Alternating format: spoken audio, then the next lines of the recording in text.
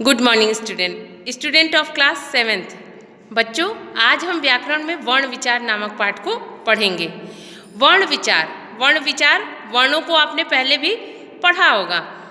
वर्ण क्या है और वर्णों से मिलाकर शब्द बनते हैं और शब्दों से मिलकर वाक्य बनते हैं। तो आइए वर्ण क्या है इसके बारे में जानते हैं। वर्ण ध्वनि के लिखित रूप को वर्ण कहते हैं। ध्वनि और वर्ण एक ही है और ध्वनि का लिखित रूप ही वर्ण है। वर्ण का उच्चारित रूप ध्वनि है। क्या है? कहते हैं कि ध्वनि के लिखित रूप को वर्ण कहते हैं। ठीक, कहते हैं कि किसी लिपि के पूरे वर्णों के निश्चित समूह को वर्णमाला कहते हैं। अब ये वर्ण होते कितने प्रकार के हैं? तो इसके दो भाग किए गए हैं, स्वर और व्यंजन। स्वर 11 होते हैं और व्यंजन 33 होते हैं, और जब दोनों को मिलाते हैं तो पूरी एक वर्णमाला तैयार हो जाती है। ठीक, अब देखते हैं स्वर के भेद। तो स्वर के 3 भेद हैं, ह्रस्व, दीर्घ और प्लुत। ह्रस्व स्वर क्या है? जिन स्वरों के उच्चारण में कम समय लगता है उन्हें ह्रस्व स्वर कहते हैं, जैसे अ, ई, उ और री। दीर्घ स्वर जिन स्वरों के उच्चारण में ह्रस्व का दुगना समय लगता है उन्हें दीर्घ स्वर कहते हैं, जैसे आ, ई, उ, ए, ओ, औ। प्लुत स्वर जिन स्वरों के उच्चारण में तिगुना समय लगता है उन्हें प्लुत स्वर कहते हैं, जैसे ओम। इसके लिए कोई अलग स्वर नहीं है। ठीक, तो ये क्या हो गए? आपके स्वर के 3 भेद हो गए, ह्रस्व, दीर्घ और प्लुत। अब देखिए अनुस्वार। अ को अनुस्वार कहते हैं। इसका उच्चारण अंग जैसे होता है, जैसे कंस, हंस, ठंडा आदि। विसर्ग अह को विसर्ग कहते हैं। इसका उच्चारण अह जैसे होता है, जैसे प्रातः, स्वतः, अतः आदि। अयोगवाह अंग और अह को अयोगवाह ध्वनि कहते हैं। अनुनासिक इनका उच्चारण नाक और मुख की सहायता से होता है।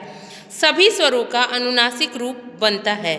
ठीक, हलंत इसका प्रयोग स्वर रहित वर्णों के साथ किया जाता है, जैसे विद्या, विद्यालय, मिट्टी, लड्डू आदि।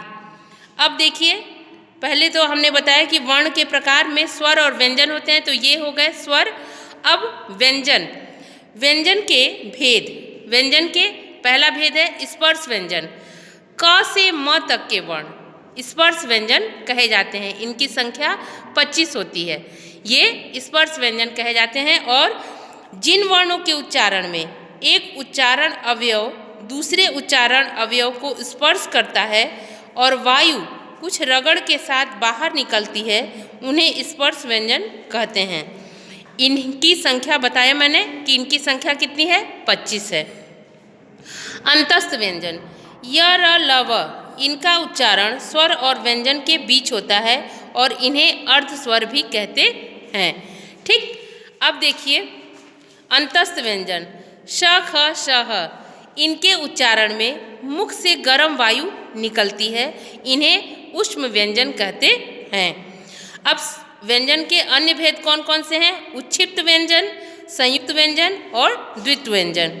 उच्छिप्त व्यंजन क्या है कि इन वर्णों के उच्चारण में जिह्वा के अग्रभाग उलटकर झटके से खुलता है। उच्छिप्त का अर्थ होता है फेंका हुआ। ये वर्ण हैं ड और ड़, ये भी ट वर्ग में ही आते हैं। संयुक्त व्यंजन 2 व्यंजनों के योग से बने हुए व्यंजन, जैसे छत्र, ज्ञ। अब छ कैसे बना है? क धन श मिला के छ बना है, त धन र मिला के त्र बना है, और ज धन य मिला के ज्ञ बना है। तो ये क्या है? संयुक्त व्यंजन। द्वित्व व्यंजन एक ही व्यंजन जब स्वर रहित और स्वर सहित रूप में मिलते हैं तो उन्हें द्वित्व व्यंजन कहते हैं, जैसे पक्का, बच्चा, लड्डू, गद्दा। ये क्या है? द और द 2 बार प्रयोग किए गए हैं, तो ऐसे शब्द जो होते हैं वह द्वित्व व्यंजन कहलाते हैं। तो आज हमने वर्ण विचार नामक पाठ को पढ़ा और कल हम इसका प्रश्न अभ्यास करेंगे। धन्यवाद।